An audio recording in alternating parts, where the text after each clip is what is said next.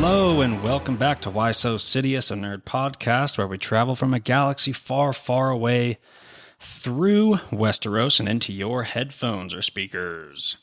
Here we discuss anything nerd culture, movie shows, comics. Today's topic is House of the Dragon. Here with me are Caleb and David. So let's dive into it. But wait, we actually have a question sent in to us. Always feel free to send a question or comment to whysosidious@yahoo.com. Check us out on Twitter, TikTok, and Instagram at whysosidiouspod. Yeah, send a DM if you want. Yes, we are open to questions and comics, and we will enthusiastically reply to them on a soon episode. In this case, a Cody Schneider 17 at iCloud.com says, Hey, Sidious Potters. So my question is in regards to House of the Dragon. I find it difficult to fully pick a side when it comes to this eventual fight for the throne. I've noticed that this show does a great job at creating conflict and dividing groups without giving you the classic right versus wrong or good versus evil. So how do you think this aspect is playing a part in the show? And can you recall another major show or movie where the writers do something like this? Solid question. I'm interested to see how you guys respond, and let's throw it to you, Dave. What do you got for Cody? Before you continue listening to this episode, this is your official spoiler warning. So if you've not seen the content that we are about to cover, go ahead and go watch it real quick before you continue on. Or don't, I guess. Your call. Yeah, man. Again, thank you, Cody. Amazing first question right there. Yeah, man. So it's hard because House of the Dragon is pretty unique in that way, where it almost puts us in the position of the people of King's Landing and Westeros in this regards. Because you can see both sides, and the people, they don't have all the information. They're going off of rumors, hearsay, speculation, and stuff. So it's almost like we're in the shoes of the lords of Westeros trying to decide what side to actually throw our hat into the ring for. And yeah, it creates very immersive viewing. So it's very unique. So the first thing I think of immediately movie-wise is Captain America Civil War. Now, it's not written as complex or with as much style, in my opinion, or anything like that. But that's the first thing I go to immediately because you got two sides. You can see both sides' points throughout the entire movie, essentially. There's not really an antagonist or a protagonist in that movie. It's just kind of split down the middle, and you kind of just got to go with it. It's hard. It's hard to pick a side. So that was a main one that popped into my head. And then kind of a side one was the Northmen, which is kind of I can't really explain it because it'll spoil stuff. But in the Northmen, if you have seen it, you think you're rooting for this protagonist throughout the whole thing. And then you kind of start to find out towards the end that the antagonist actually had a really good motive behind stuff and actually may have not been the villain you thought he was. So that's kind of one that kind of is similar, but honestly, I couldn't think of one that does it exactly like House of the Dragon is doing. It's very unique. Couldn't think of a TV show. Civil War was something that popped into my mind too, so that's interesting. Yeah, you could side with either side, and you have a justification for doing either side. Right. Caleb? Yeah, it was tough to think of one because there's a lot of movies that have a villain with good motives. You know, that's obviously a good storytelling. So I tried to think farther, and I came up with The Prestige. I thought of So that that's too. Yeah. I literally Love thought of that too. Right. So Hugh Jackman and Christian Bale are competing magicians. And in the beginning, you think that Hugh Jackman is the good guy and Christian Bale is the shady bad guy. But Hugh Jackman becomes so obsessed with this trick that Christian Bale is pulling off where it's kind of like a duo, or a clone thing or whatever. So he basically turns into the villain where he's cloning and killing himself every single night. Spoiler warning if you haven't seen this movie from 20 years ago. And then the plot twist in the end is Christian Bale is a twin. So he's obviously been selfless this whole time where they're sharing the spotlight. And Hugh Jackman was just looking for all the glory for himself. So that was kind of thing where you're kind of rooting back and forth through the movie. You kind of go for Christian Bale at sometimes, Hugh Jackman at sometimes. So I thought that was the best one. Solid. Yeah, that's funny. Great movie, too. Totally good movie.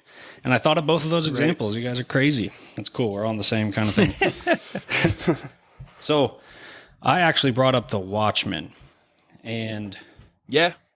it's because you have these heroes fighting Ozymandias, which he obviously seems like an evil dude, and he creates this. I forgot how he did it in the movies, but in the comics, he creates this huge genetic monster, an abomination, and drops it on New York, where it kills millions of people. But in doing so, the whole world reacts in a way that they're going to come together to fight this, what they thought was an alien.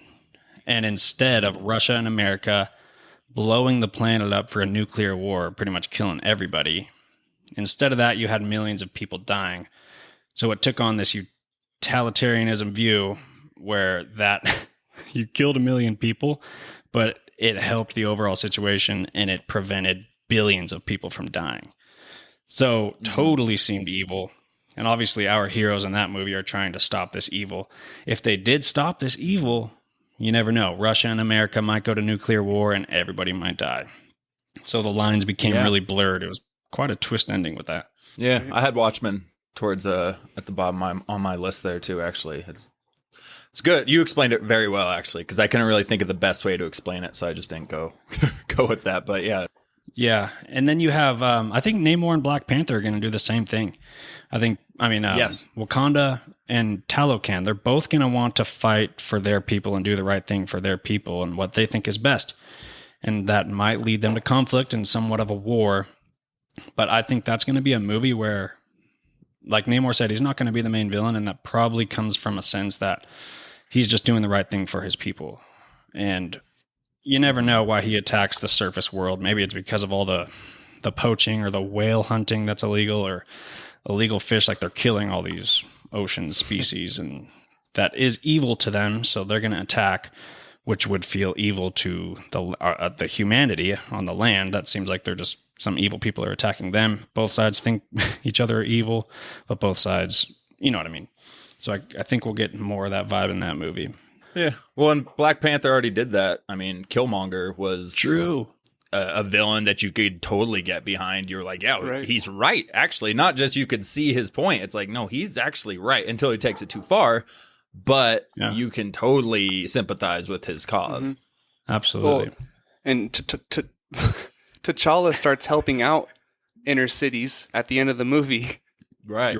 So he does learn. He does take the good parts of Killmonger. Yeah, for sure. For sure. God, Right. I had a quick seizure there real fast. Today, Junior. Epilepsy. Okay. Do you guys have more answers? Well, I do want to tie it back into House of the Dragon because he's right, dude. Like, you can kind of side with everybody. Right. In my opinion, the Valerians are the only ones that haven't done anything super sketchy, and they almost deserve to have a spot on the throne, and they keep getting it swiped from underneath them, you know? Yeah. They're like, they don't do anything, whereas Alicent is very questionable. As far as this most recent episode, I actually didn't hate her as much. Right. And when I thought Daemon and Rhaenyra had Laenor killed, that took them off the list of people you could side for, except you found out that Laenor is alive. But I want I want Daemon and Rhaenyra to win this battle, but you can side with anybody. There's not an evil versus good scenario. So that is a great question, and I think it's based on who you just want to side with, because it's not clear cut. Well, I was going to say, is Cody a screener? Did you get to watch this episode in advance? Because obviously the final scene in this episode, Viserys thinks he's talking to Rhaenyra when he's actually talking to Alicent. You know, he tells her, yes, I do think Aegon's prophecy is true. And Alicent's like, what are you talking about? And he's like, Aegon needs to sit on the throne to fulfill the prophecy. So now Alicent thinks she's like fulfilling Viserys' dying wish. You know, like she isn't going against Rhaenyra for her own well-being and her father's well-being. Like, this is Viserys' dying wish, she thinks now, when it's actually not at all. So, you know, and obviously Rhaenyra and Alicent aren't going to talk about it because it's not in the book at all. Maesters don't know about it. No, I thought about that watching too. I was like, okay, this is totally playing into Cody's question even more so, because it really emphasized that. But yeah, dude, it's a super cool way to write a show, and you have to do it right if you're going to do this, but it's almost like there's not a protagonist and an antagonist. There's just characters, and we're witnessing an event play out, but it's not really a protagonist story, you know? You're just dropped into the middle of an event in history, and you're watching it play out. So it's pretty cool. It's a cool way to do it. It absolutely is.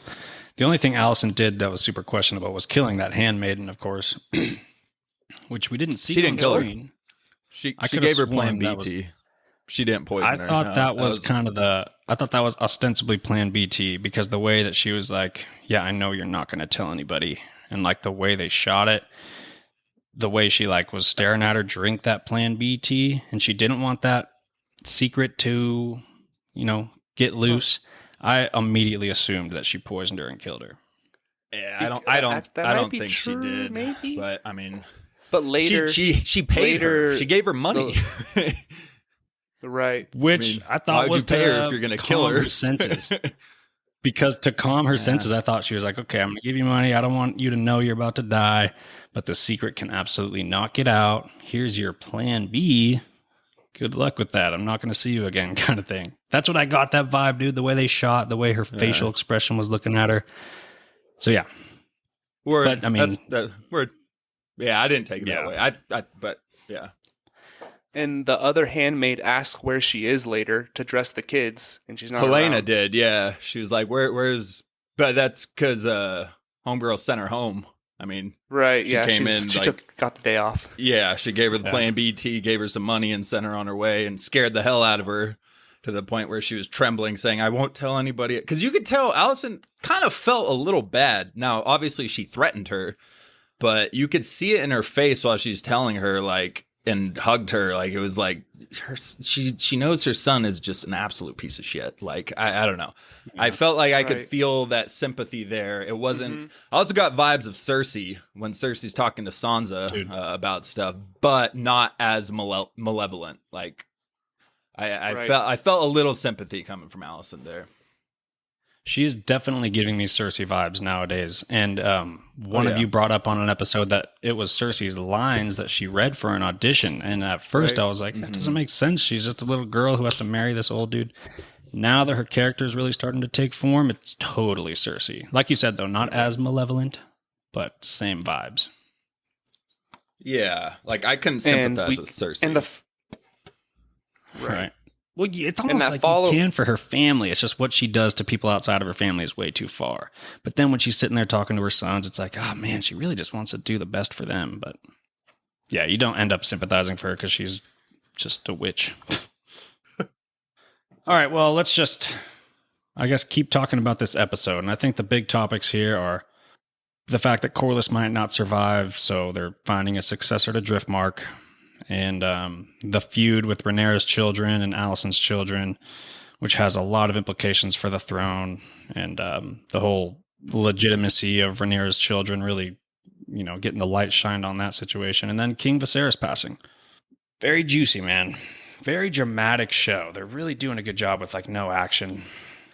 Getting burnt on the time jumps. Like it's just hard to keep track when so much stuff happens on screen with births and marriage. Like, we didn't even see Daemon and Rhaenyra marry.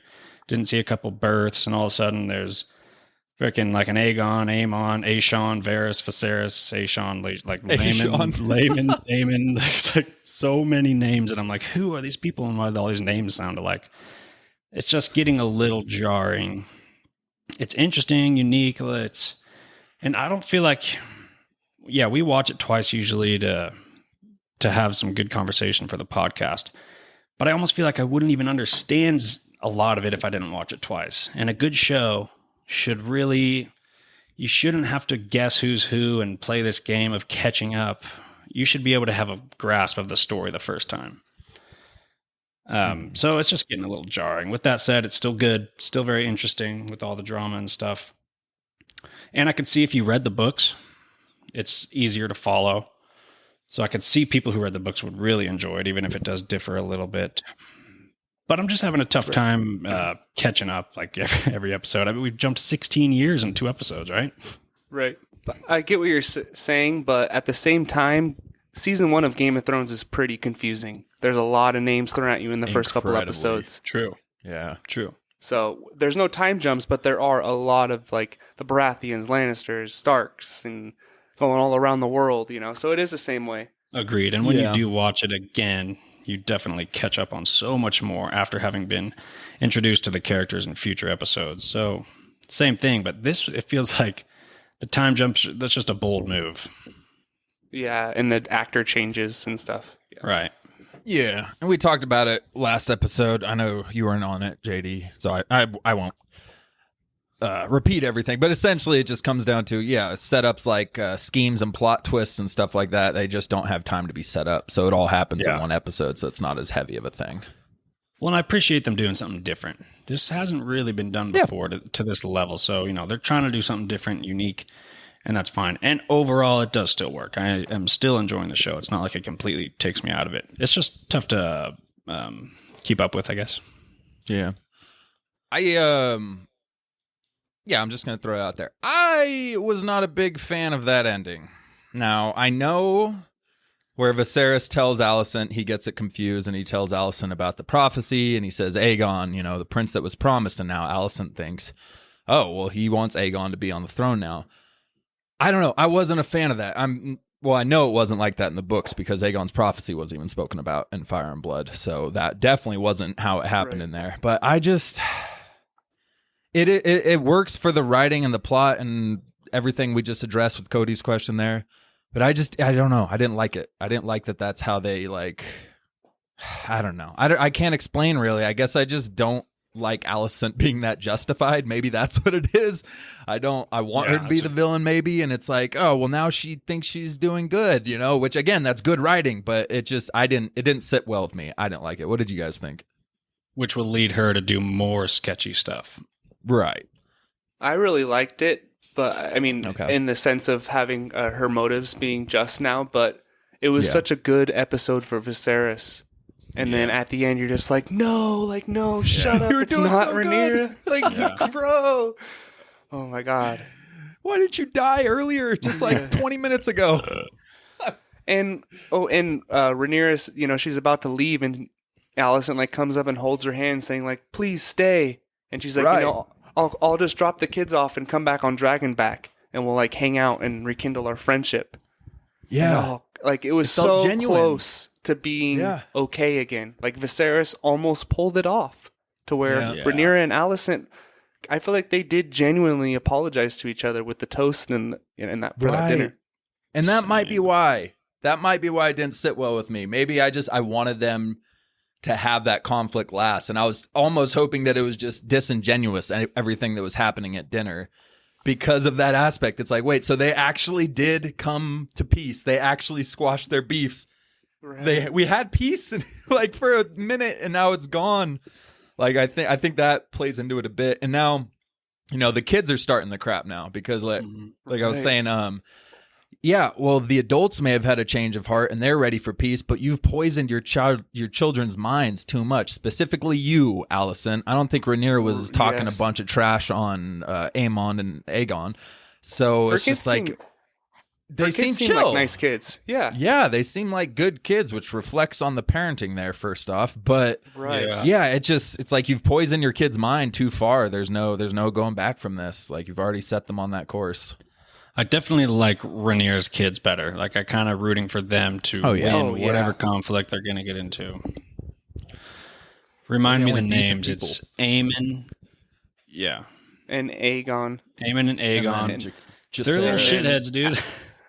Rhaenyra has Jacaerys, Lucerys, Joffrey, and now with Daemon, she has Viserys and Aegon. There's another. So Alicent and Rhaenyra named their son the same name. Yeah, maybe get original names. You won't have these complications. Just name him freaking Steve. Yeah. Right. Aemon specifically gives me these weird, creepy vibes. I swear, when he's on screen giving his weird little smile and his intense look, it's like a carnage symbiote's going to take him over and he's going to kill everybody. I don't know. He just got this weird style going on. I'm out on Bro, Aemon. I like him, though. No, I like him. In the same way, Daemon. I hope Daemon kills his ass. That'd be Right. sick. He's a young Daemon, it feels like. He looks like the child of Rhaenyra and Daemon, not the child of Viserys and Alicent. He looks like what I would picture, like you were saying earlier about Aegon. Aemon now looks like how I would picture a young Aegon the First. Like this, the Conqueror. This is how I would picture him. And he's got fire in him, man. And I know we're going to be rooting against him. But I loved every second he was on screen because of how you said that, though, JD. He has this edge to him. But I really enjoyed it on screen. Aegon, I can't stand that kid. That kid is a piece of garbage. But oh my God, I'm loving Aemon's screen time so far. It's the same way when Daemon was standing there waiting to kill his wife. Like, it's like you don't root for him at all, but you appreciate his character. He's just very interesting to watch. Yeah. He's very menacing. right? Even though Daemon, very easy to root for in this episode. Like him and Rhaenyra together, as weird as it is with the family thing, I do like them together a lot. And it seemed to humble him a little bit. Like he seems like he's really grounded now and just kind of like good father, good husband kind of vibes. And he even helps Viserys when he drops that crown, and after he already denied someone else's help when they lent a hand, he said no, then drops the crown, and Daemon comes up, and I felt like that was a powerful scene. It was kind of heartwarming. You know, he helps him up, puts the crown back on his head, and he seems very genuine. Yes, that scene was when him and Rhaenyra are talking in the beginning of the episode, the first thing I thought was, damn, Viserys fucked up not making him hand. Because he's just giving Rhaenyra such good counsel, telling her, you know, how the Velaryons are going to feel, how the Hightowers are going to feel, you know, and he's right about everything, you know, and how everyone's going to play it out. And just Aemond with the training scene with Kristen Cole. Whoa. He's just serving him up now. Okay, what if he hit... Exactly. Dude. What are we doing? Sorry for yelling, but like, what are we doing? What if he connected with that thing? I was thinking of what you said in the last episode the whole time. I'm like, okay, he is firing this spiked ball like with incredible power. What if he just connects? You just killed Aemon. Like he's not surviving that. Like weird way to train. No helmet on. No helmet. He had a wooden shield that got shattered off of one instance of contact. Yeah, I was thinking that too. Just like, this is the most dangerous way to train. And this is the guy that Rhaenyra chose because he had combat experience. And you have Aemon over here as a teenager that would have killed him if they were really fighting. That was crazy. Yeah, he's been training nonstop for 6 years. True. Yeah, and Kristen beat Daemon.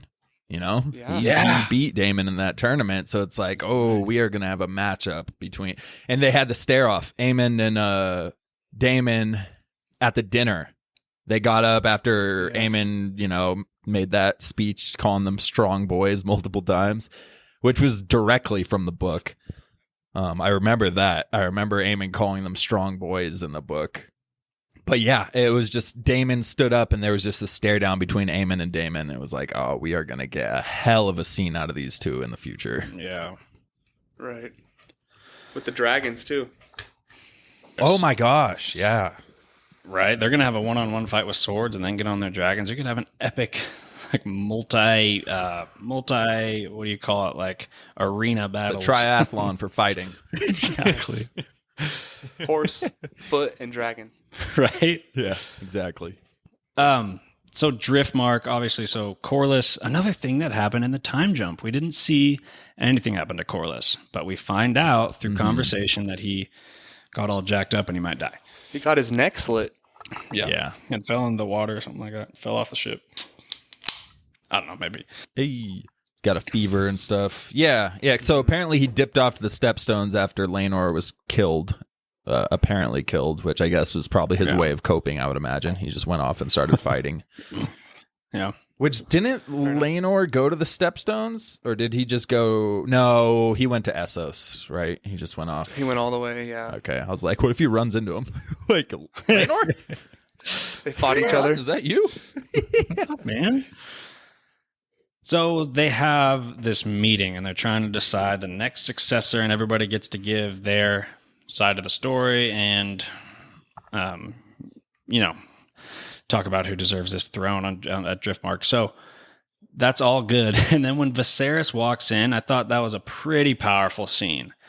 Now he opens a door in the middle of Rhaenyra about to get into Hirschfield, and then he walks, and there's this powerful score. The music's coming in, and so that's real nice. But then I'm thinking, like, as the audience, it's dramatic. We have this music to follow him. I'm thinking if you're there, standing there waiting for him, and there's no music, and you're not the audience, you're just kind of like, all right, come on, just walk a little faster. We're kind of Somebody help this man. I was nervous the whole time. I didn't think he was going to make it. Yeah. I was like legitimately stressed. Like, bro, he's going to collapse. Like, he's going to collapse. This is taking too long. Like, I was relieved when he finally sat down. It's like, oh.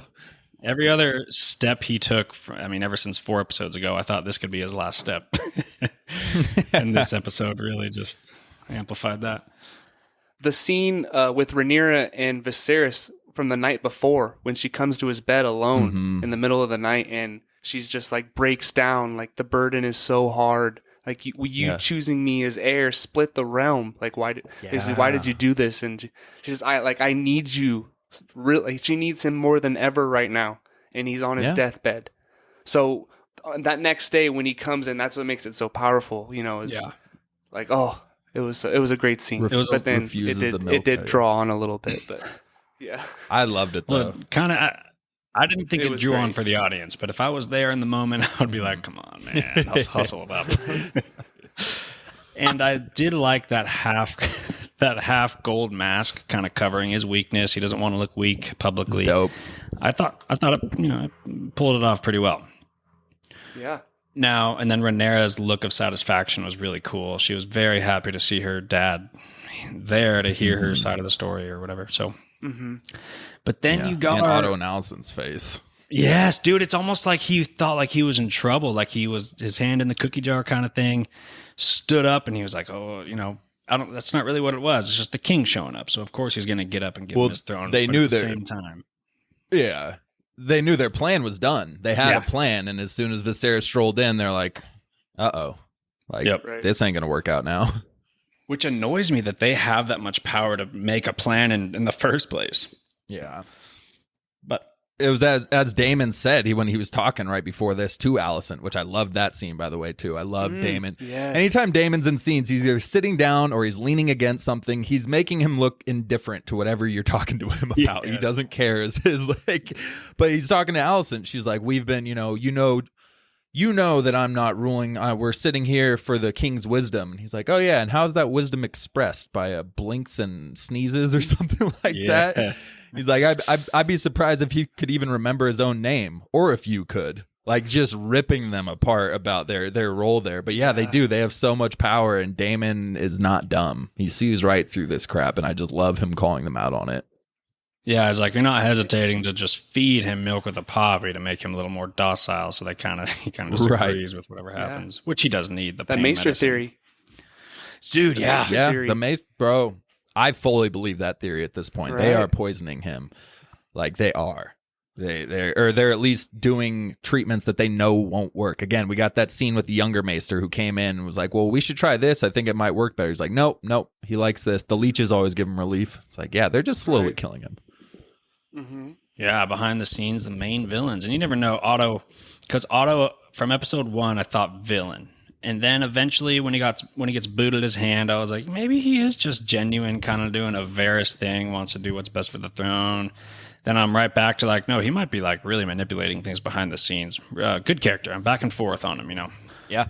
But then, of course, I think the highlight, the big oh shit moment was the Valeryon. Remind me his name? Vaemond. Yeah, Vaemond. See what I'm talking about? Vaemond. Dude. Laser blazer. But he started... Dodgeball. Yeah, so he comes in and starts talking about Rhaenyra's a whore and these people are bastards. Dude. You're just like, oh my God. And then Viserys, dude, the guy that you just wouldn't expect him to stand up in the first place, but he stands up with a freaking knife. This is the guy who was like a pushover at the beginning, and now that he's on his deathbed, he's really starting to lay the hammer down. But it's like, damn, then Daemon comes in and just slices his head off. Oh, insane. Yo. Tongue Dark intact. sister. Oh. He can keep his tongue. Oh, what a mic drop. He can keep his tongue. Dude, and obviously Vaemon's an idiot for saying that stuff. But to an extent, he's doing it's very unwise, it's very foolish. But he's not really wrong. And I understand the passion he's coming from. This is the end of his bloodline. Like, he understands that he's going to speak treason here, but you either try to do it now or you lose out on your bloodline, continuing. And so he's fully in the right with his arguments here. And he knew it. Once King Viserys, you could see in his face, he's like, all right, well, I guess I'm going to have to make a spectacle now. Like, he just declined me, so I have no other options left. I either do this and die, or I sit back and accept the fact that we gave up our entire lineage to a strong. So I get it. Again, it's written well. You understand, but I was waiting for him to get his head cut off, or his tongue removed too, the entire scene. Well, I guess that was an official order. Would you get in trouble if you did that so publicly without an official? If the king didn't say, "I will have your tongue" or whatever, pulled out his knife, like that seemed like the official signature signing his death warrant. So without that, I feel like Daemon might have gotten in trouble. I don't really know. But it was bold, you know what I mean? Yeah. It came out of nowhere, and that was a straight up public execution. So savage. Well, Sir Kristen got away with it, so Daemon can't. True, yeah, that's a good point. Yeah. You guys do what you want. Yeah. But, I mean, it wasn't like a guy with as much prestige that he killed still, though. Right. And poor the Valerians, dude, like I said before, they haven't really done anything wrong. They're always kind of doing the right thing, doing their duty, and they just kind of keep getting screwed over. Because, like you said, these are bastards. They really are bastards. They are not Valeryan. Yeah. Right. And they're going to take the Driftmark throne. So, but wow, at least Rhaenyra's deal with Rhaenys, at least they're marrying the Valyrian daughters, so it would at least continue the Valyrian bloodline. True. So if he would have chilled and let he heard her say that. He heard her say that they were marrying their daughters to each other when Rhaenys, because King Viserys was like, I'm pretty sure. I love that. He's like, I got to admit, I'm pretty confused. I don't know why the hell we're listening to open petitions to a thing that I already, concluded years ago. So I don't really know why we're here. The only person who would know would be Corlys's wife. And Rhaenys steps up. And that was a dope moment when she decided, because she told Rhaenyra the night before, she's like, you're just desperate and it doesn't matter what I do. Hightowers are going to land their first blow tomorrow. And then they landed the blow with that. No, he will have the throne because that was my husband's wish. And by the way, we're going to marry our kids together and join houses. It was like, oh, I got chills when she said that. Like, and you see the relief in Rhaenyra's face. It's like, man, so dope. Their emotions too. Right. I was going to say, because she's right. Like, she might be acting in desperation, but at the same time, it is the best bet overall. It's going to be a win-win for everybody. Right, and that's what Rhaenyra's response was. She's like, "What does it matter? What does it matter if it's desperation? It's the right play kind of thing." But I got to give it up. I got to give it up to Emma D'Arcy. It's Emma, right? I always mix up the cast names too. I know it's D'Arcy. Okay, I got to give it up to her. Emma. I said the first half of the first episode she was in, I wasn't really, because you were breaking away from the young actress. But by the end of that first episode she was in, I was like, okay, she's not bad. I love her. I love her after this episode. Yeah. I thought she nailed the role, bro. She nails the role of loving mother, of, devoted daughter, but also she's got that tenacity and edge when she needs to be politically sharp. And so I'm loving her performance at this point. The casting of the show, man, they did a great job. Yeah, I totally agree. Patty Wellington, is that his name? Patty Constantine. Wellington. some British last name. Yeah, he's been amazing, and I'm sad we won't get any more of him. It really showed in this episode too. I really did like him. He played a really freaking on his death's doorstep character really well. And Rhaenyra too, man. The dinner. I love the score. Like when her and Daemon, they're like, I guess we're going to I almost wanted to say Winterfell. I guess we're going to King's Landing. And then Rhaenyra's score, dude, and I love it. It's the same score when she killed that hog and starts walking back to King's Landing, and it's that like, da da da da da da. Like, her score is so good, dude.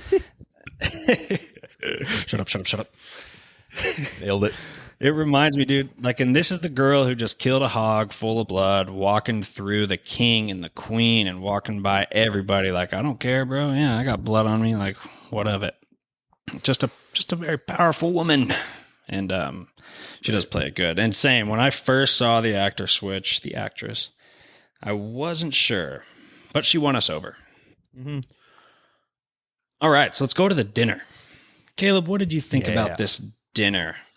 So I feel like Viserys was really on one. He knew that he was about to die, so he was giving all he had. Like, he showed all the effort in the throne room, and then they carry him in on this chair, and you think, oh God, like, he's not doing well. But he immediately stands up and starts making toast, saying, you know, we've grown so distant from each other. And he takes the mask off to show everyone, you know, because he's like, I don't want you to see me as a king. Like, I want you to see me as a father, a brother, a grandfather, you know. So that was really cool to see. Like, it was just his last effort, and it almost worked out. But because during the dinner, Aegon starts talking crap to Viserys about, because he's betrothed to, I'm telling you, Rhaena, I think. Baela, Don't quote Rhaena, me on that, but And he starts saying, you know, do you know where to put it? Do you know what to do? And I was like, I immediately thought, okay, crap, like the grandkids are really going to be the ones that fuck this up. And then obviously it leads to the end of the dinner where they fuck it all up. Yeah. No, dude, I'm glad that happened after Viserys left, like you said. Because we've been saying, or at least the last few episodes, it's been painful because I like Viserys, and the last few episodes has just been one painful thing after the other. He's just been miserable. And I've just been saying, I just want him to be happy. I just want Viserys to be freaking happy. And yes, it was very short-lived, but we did get that. He got his family apologizing. He saw his grandchildren dancing with each other in front of the fire. Rhaenyra and Alicent apologizing. He got to have Rhaenyra and Daemon return to him, which he was obviously ecstatic. But then they told him that they have 2 children now, and one of them is named Viserys after him. And that was such a cool moment for him. So there were so many heartwarming moments for Viserys in this episode that I enjoyed that. He earned that, man, and I'm glad everything went to hell after he left because he deserved that. Yeah, he's the grandfather of this kid and the granduncle of this kid. Weird. yeah. A little confusing. And Alicent's toast. So she says that you will make a fine queen to Rhaenyra. So basically, in front of everyone, she kind of, and even with her the scene before with Aegon where she says, you are no son of mine. Like, she is not a fan of her son. She doesn't like him. And she does like Rhaenyra at the moment. And she basically kind of conceded to her in that moment. So it's going to be kind of weird how she plays it. And it's weird that, I would be really taken aback if I was Alicent. Like, Viserys has been strong with Rhaenyra the entire time. And then when he's like super fucked up and about to die, he says that Aegon needs to be on the throne. Like, I don't know, Yeah. When Alicent started giving her speech, goes back to your Daemon thing, how he always has the funniest expressions and body language when something dramatic is happening. And then when she starts her little speech, he literally like perks up, gets up in his chair, leans in, like, oh, I gotta hear this. He's always super entertaining without even talking. The funniest part of the episode, right at the beginning, I forgot who was saying it, like the Maester or something was talking about Vaemond, the Valeryon guy, and he says, may the gods give him rest. And Daemon it was so funny the way he like looked up and looked around, like just, oh my God, I was dying. His little faces, bro. I love it. Such a unique character. Did you guys notice? So the last 2 episodes, we've gotten Helena saying a prophetic sentence. The first episode she was in, she said, Alicent told Aemon that he would eventually one day have a dragon, and Helena said he'll have to close one eye, which was the episode before he loses his eye. And then last episode, she says, she keeps repeating this phrase, and it's basically like dragons of, I always forget what she said, but it was like dragons, greens and blacks. Weave in was that green in there and too? Weave in black. Yeah, dragons, like weave, black, dragons. Yeah, but a lot of people have been saying that it was hinting towards the Rhaenyra and Daemon binding, their wedding and their merging of dragons. And this one at dinner, out of nowhere, nobody's talking to her, and it was right before stuff starts breaking out. She says, "Beware the beast beneath the boards." And so they don't just throw random lines out for her, I've noticed. They're all kind of hinting at stuff. So I don't know if you guys heard that or not, and I don't know what that could mean, but I feel like it was intentional for some reason. So beware the beast beneath the boards. I don't know what that means. Huh. They're ground dragons that funnel caves underneath like Elden Ring. Oh, she was talking about the orc in Rings of Power who's beneath the floorboards. And he busts Or what through about like and- a crossover ship. event. Mordor coming up. I thought of a sailboat. beneath the beast beneath the boards, like underwater or something. I don't know. So I don't know. But that doesn't make sense. I feel like it's gonna the pop up. Valerians? Yeah, Laris Strong.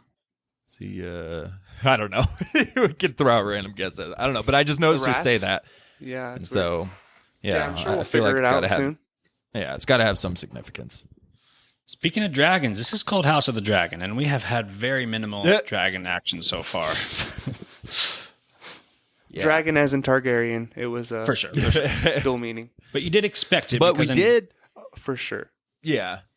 In Game of Thrones, there's only 3 dragons, and you got a lot of dragon screen time, but I'm sure it's coming. I'm just saying there's a ton of dragons on the board right it's now coming. in present day, and we've seen very little Yeah. dragons. We did get a dope little entry scene for Daemon. He finds eggs that have been laid by Cyrax. And they're 3 eggs. And first, he was so excited. You could see genuine happiness on Daemon's face for the first time. Like, he was excited. He ran and told the Dragon Masters. It's like, they laid 3 eggs. 3 eggs. Like, he was stoked. But, so we got 3 eggs. Now, me and Caleb were talking about it last episode, how the theory is that Dreamfire is the dragon who lays 3 eggs that will eventually be gifted to Dany on her wedding day that turn into Drogon, Rhaegal, and Viserion. So could this be a change? And those are those 3 eggs that that we just saw right there. Those 3 eggs that were laid. Are those going to be Dany's, or are we actually going to see those dragons hatched? I see 3 eggs. I think of Dany. Yeah. Right. I guess I don't know how long dragon eggs are good for until they hatch. Well, that was the thing with Daenerys. They didn't think they were going to hatch. I think they called them petrified dragon eggs. Yeah, they were haven't done. hatched in a century or something. So they're not going to hatch. They're like a decoration. And then they hatched. Great point, yeah. Yeah, something And- supernatural made them come back to life. So were all the kids at that dinner? Because I feel like there's missing kids too. Bro, you know? don't even ask me about these kids. I cannot keep track. Right? Who knows? There's probably 6 of them out in the basketball courts. Rhaenyra has like 5. Allison has 4. You know, like where are all these kids? And do they have dragons? That's the thing. I did notice that Shayla, Bela, Bela, and Malayla were gone from the dinner. my I was God. wondering. I was like, where the hell is Shalala at? Yeah, don't even ask. But it seemed like the main kids that some of the kids were there, so yeah, they're probably all there. Jacaerys and the main ones. God, I do love the feud with these children, and it's like Game of Thrones, dude. Like Arya, Jon Snow, like all these kids, Bran. They were the significant characters moving forward. So these guys are going to play a big role with future seasons. It's just, I really hope the future seasons, I think this season is going to be all the time jumps. Eventually they're going to settle down with the timing of things, right? Right. Exactly. I believe so. Yeah. Yeah. I think these are the actors that will be portraying the roles That's for what the I rest was of the show. thinking. Yeah. All the time jumps is setting up their story to continue. How many seasons again? 3, 4?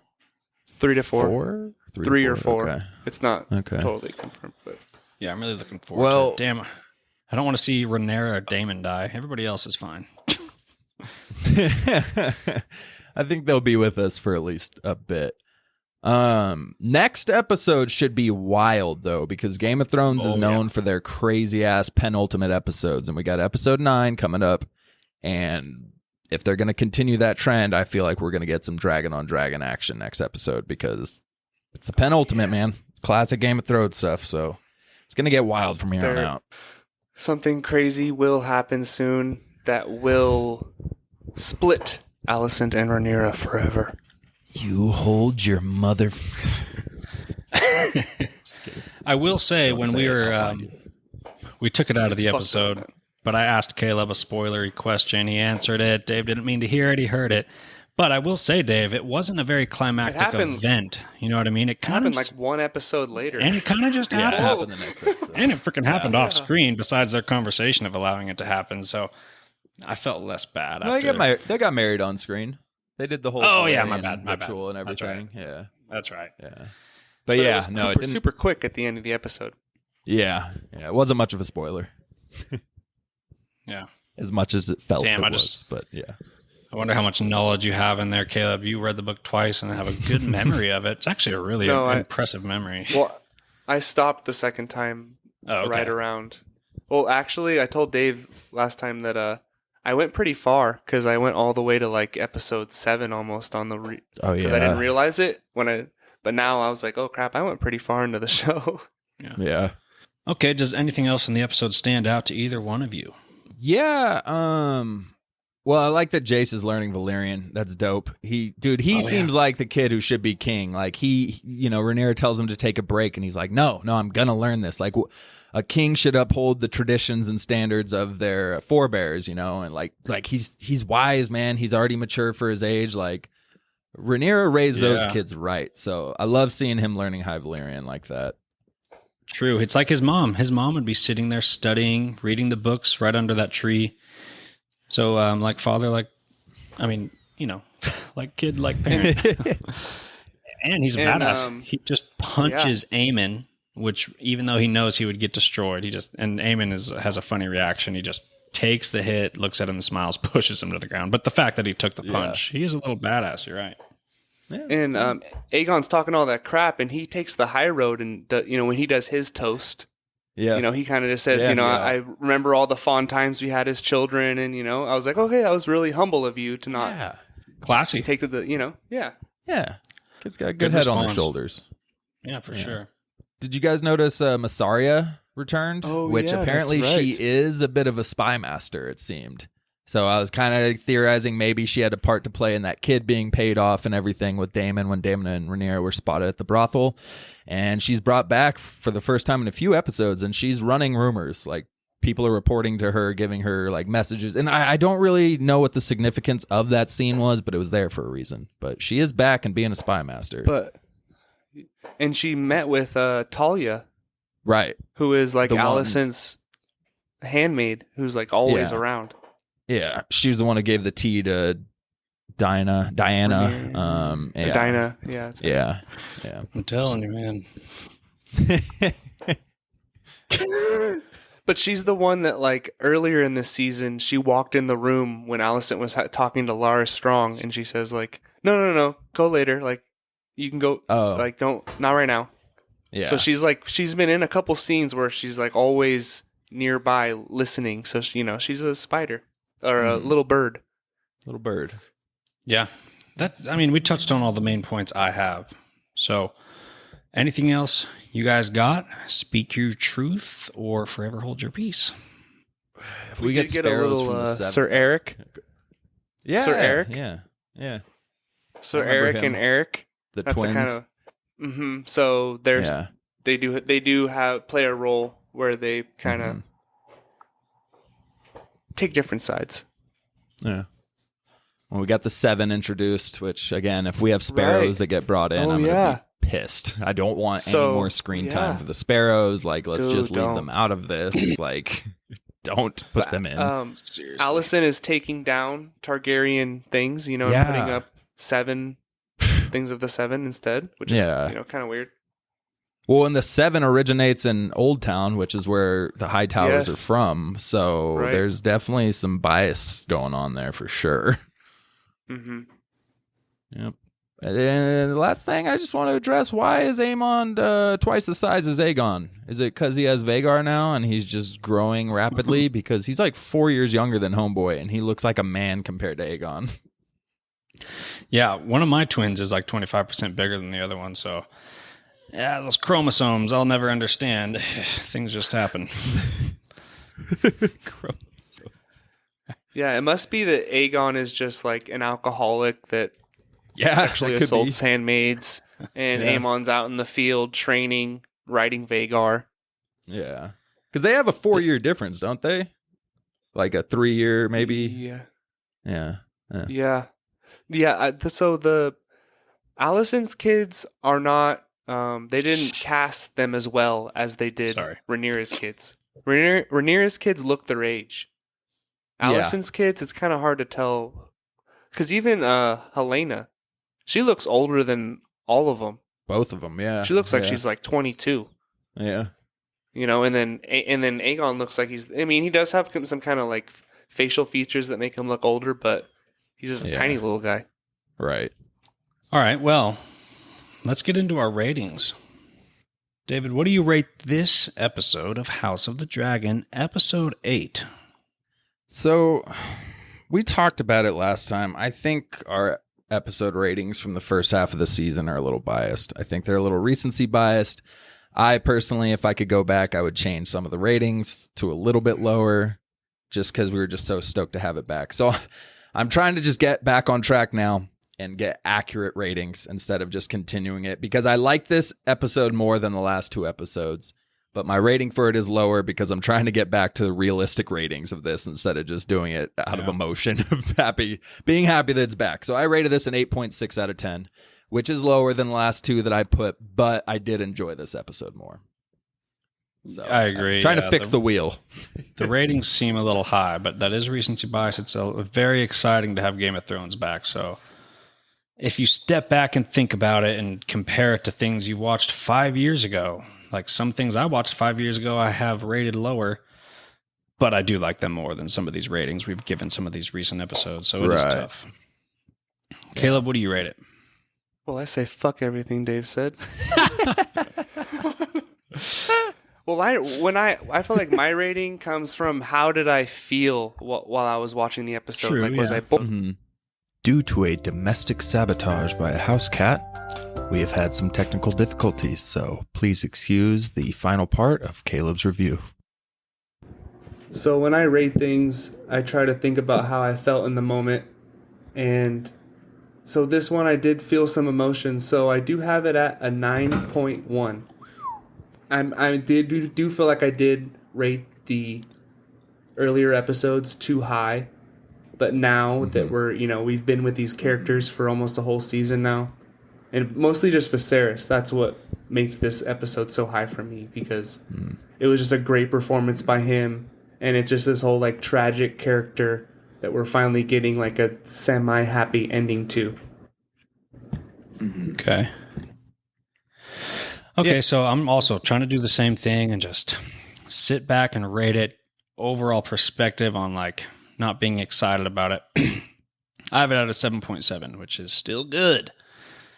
But it's not like I really want to rewatch it a bunch. Whereas like an Ant-Man, that's like a solid 7.8. But I'm pretty good with watching it like 3 times. I might watch it again in the future. I don't know, but it's not like an 8. Anything at 8 or above is like really good.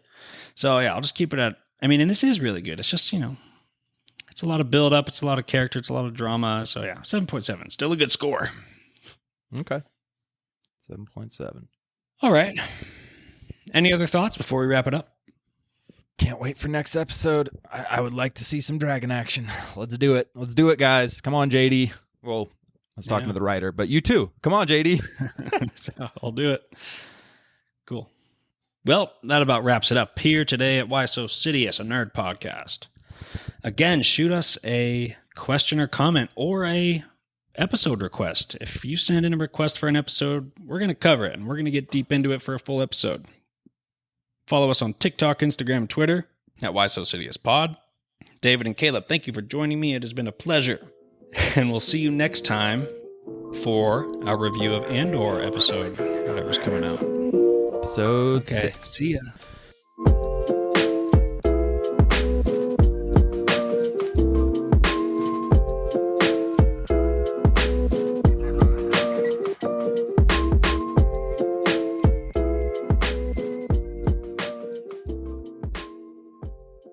The handmaiden is dead, guys. Alicent is a murderer.